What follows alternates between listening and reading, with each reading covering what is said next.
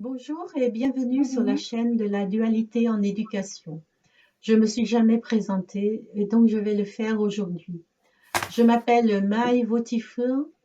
Je suis l'auteur du livre La dualité en éducation, débloquer les conflits de manière inédite. J'ai accompagné à l'éducation parents et professionnels de la petite enfance et j'étais également thérapeute pendant 20 ans.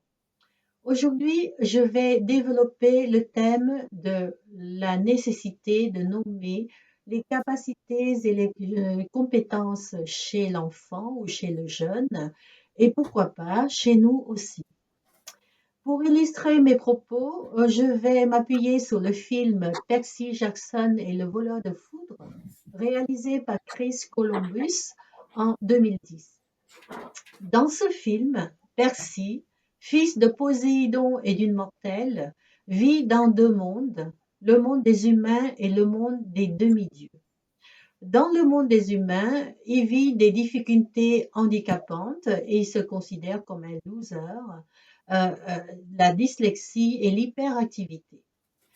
Et dans le monde des demi-dieux, ces difficultés sont à l'origine des capacités très aidantes, notamment la capacité à lire le grec sans l'apprendre et la capacité de bon combattant.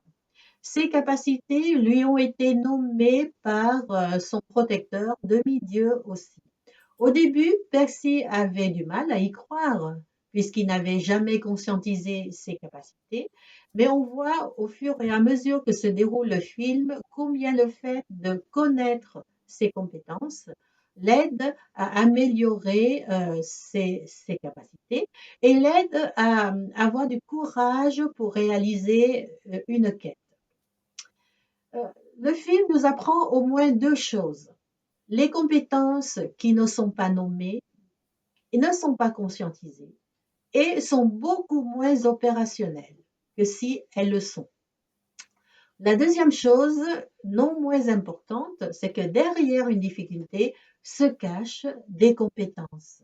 Et l'importance de les nommer, de les conscientiser, donne la confiance en soi, l'estime de soi et le courage d'entreprendre des actions auxquelles nous renoncerons sinon.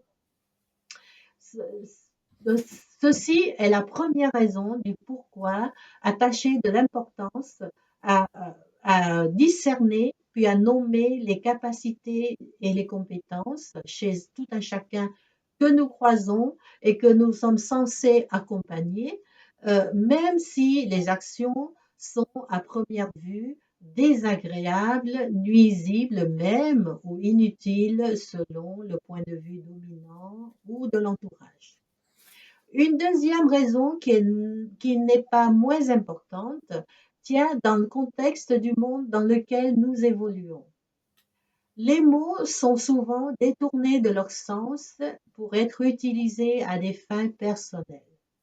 Les personnes qui sont censées être des modèles dans la cité parce qu'elles sont influentes et visibles ont souvent des comportements et prennent souvent des décisions choquantes. Et le risque est grand pour nous et pour les générations qui viennent, c'est de baisser les bras, de renoncer, de nous décourager et d'arrêter de nous poser des questions essentielles à une vie collective harmonieuse. Qu'est-ce qui est juste? Qu'est-ce qui n'est pas juste? Qu'est-ce qui est digne d'un être humain? Qu'est-ce qui ne l'est pas?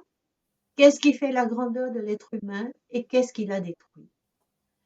Un petit geste, sans éclat, sans être vu par beaucoup de gens, euh, accompli au jour le jour avec constance, comme celui de s'arrêter, de prendre 2 minutes pour nous poser la question des capacités, des compétences derrière nos actions ou derrière les actions de nos enfants ou de notre entourage, peut changer la donne, puisque nous offrons par là à nous-mêmes et à notre entourage, à nos enfants, la possibilité d'un retour vers notre intériorité, vers leur intériorité, là où se trouve la source des grandes actions. Et ceci sans injonction, sans moralisation, sans culpabilisation. J'espère vous avoir donné envie d'attacher de l'importance à ces composants essentiels de l'intériorité d'une personne, notamment de vos enfants. Je vous souhaite bonne chance et vous dis à une prochaine vidéo.